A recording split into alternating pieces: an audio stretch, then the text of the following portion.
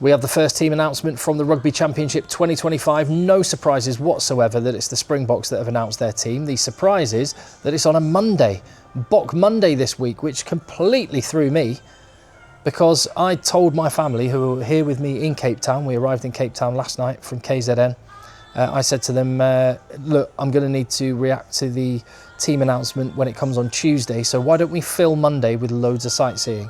So we've hiked up Lion's Head today. Beautiful weather, absolutely gorgeous in Cape Town. It's like an English summer.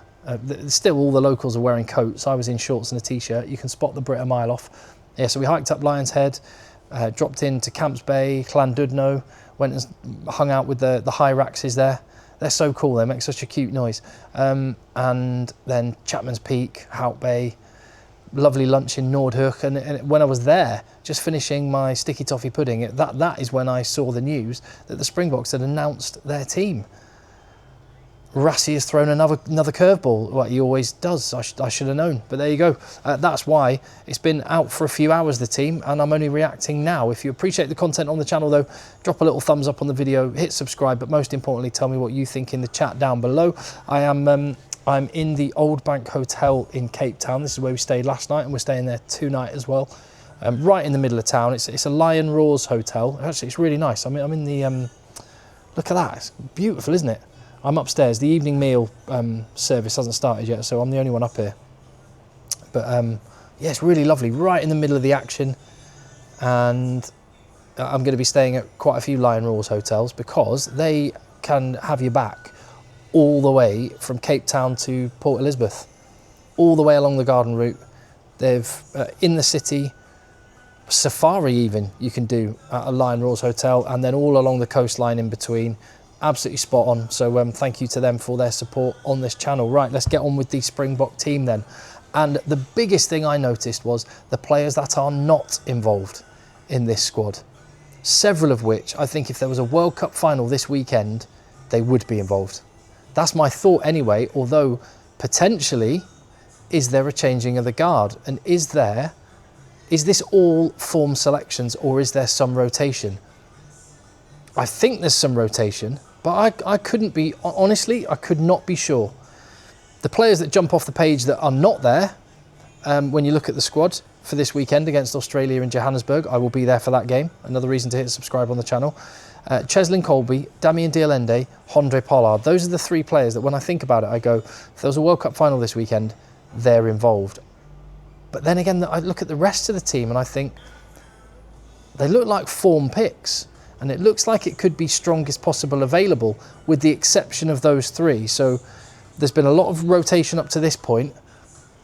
I don't know how much rotation there is going to be. I know Rassie Rasmus has said no player will play more than 8 games for the Boks this year. I think that's what he said, wasn't it? So there's going to be some rotation.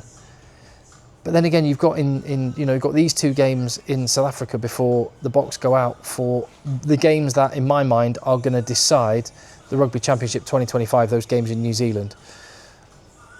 Would you put RG Snyman in that little box of players that aren't involved but you would expect them to be? Maybe.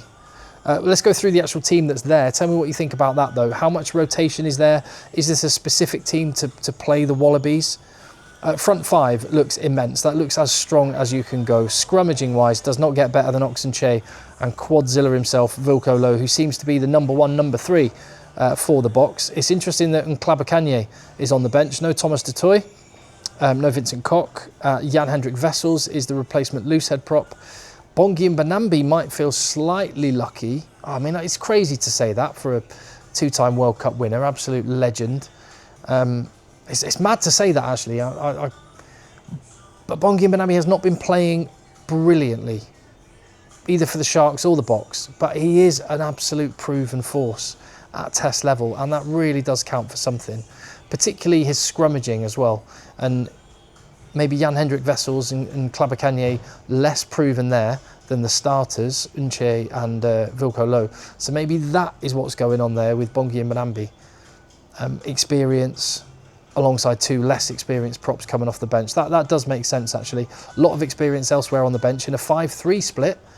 Franco Moster and Quagga Smith.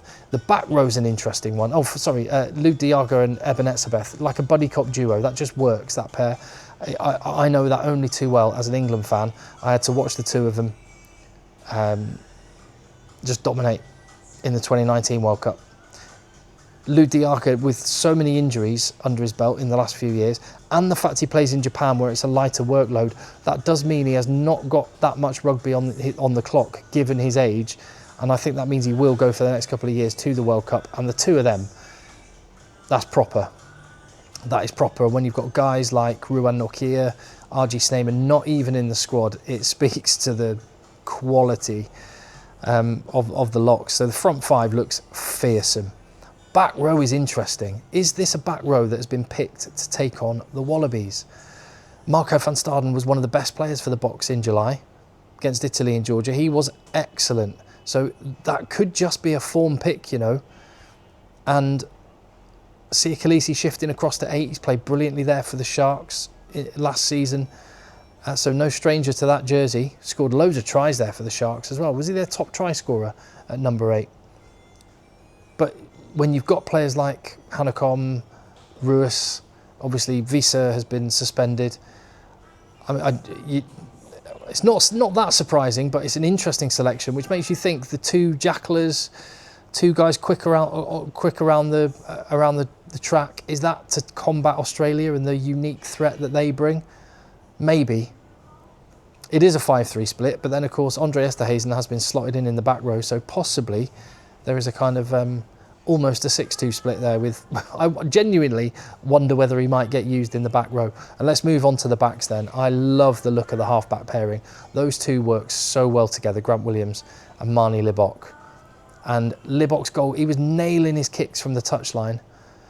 It's so hard to know, like World Cup final, who'd you pick? Whether it's Sasha Feinberg Ngomazulu, whether it's Marnie Libbok, whether it's Andre Pollard, they're all immense.